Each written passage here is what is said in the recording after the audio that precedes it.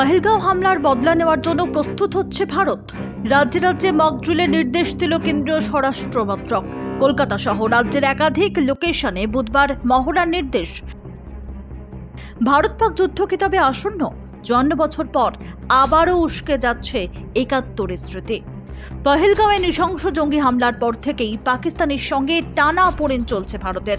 পাকিস্তানকে যে কোনো মুহূর্তে প্রত্যাঘাত করতে পারে ভারত, শুরু হয়েছে এমন গুঞ্জন। আর ঠিক এই আবহে দেশ জুড়ে মকড্রিলের সিদ্ধান্ত নিল অমিত শাহের মন্ত্রক। যুদ্ধকালীন পরিস্থিতিতে কি করা যাবে আর কি করা যাবে না, সাধারণ নাগরিকদের সেই বিষয়ে পাঠ দিতে দেশের ২৭টি রাজ্য এবং ৮টি কেন্দ্রশাসিত অঞ্চলে বুধবার অসামরিক মহড়া হতে চলেছে। গোটা দেশে ১০০টি জেলাকে স্পর্শকাতর হিসেবে চিহ্নিত করেছে স্বরাষ্ট্র মন্ত্রক, যার মধ্যে ২৫৪টি লোকেশনকে বিশেষ স্পর্শকাতর বলে চিহ্নিত করা হয়েছে।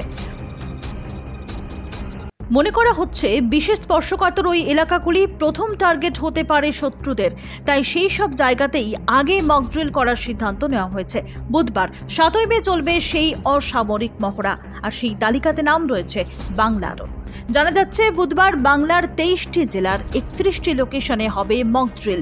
মহড়া হবে কোচবিহার, দার্জিলিং, জলপাইগুড়ি, মালদহ, শিলিগুড়ি, গ্রেটার কলকাতা, দুর্গাপুর, হলদিয়া, হাসিমারা, খড়গপুর, বার্নপুর, আসানসোল, ফারাক্কা, খেজুরিঘাট, চিত্তরঞ্জন, বালুরঘাট, আলিপুরদুয়ার, রায়গঞ্জ, ইসলামপুর, দিনহাটা, মেখলিগঞ্জ, মাথাভাঙা, কালিম্পং, জলঢাকা, কার্শিয়াং, কোলাঘাট, বর্ধমান, বীরভূম, পূর্ব ও পশ্চিম মেদিনীপুর, হাওড়া, হুগলি এবং মুর্শিদাবাদে।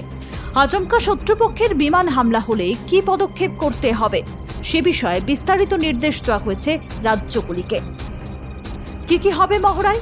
বাজবে বিমান হানার সাইরেন, স্কুল, অফিস, কমিউনিটি সেন্টারে যুদ্ধকালীন ওয়ার্কশপ, হামলা হলে দ্রুত আশ্রয়স্থল খোঁজার প্রশিক্ষণ, প্রাথমিক চিকিৎসার প্রশিক্ষণ, সেনাঘাঁটি, পাওয়ার প্ল্যান্ট, গুরুত্বপূর্ণ ভবনগুলি ঢেকে দেওয়া যাতে স্যাটেলাইটে ধরা না পড়ে।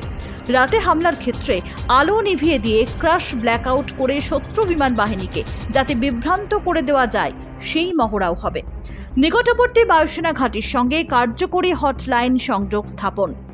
এই মহড়ায় অংশ নেবেন জেলাশাসক সহ জেলা প্রশাসনের অন্যান্য আধিকারিক, নাগরিক সুরক্ষা কর্মী, হোমগার্ডরা।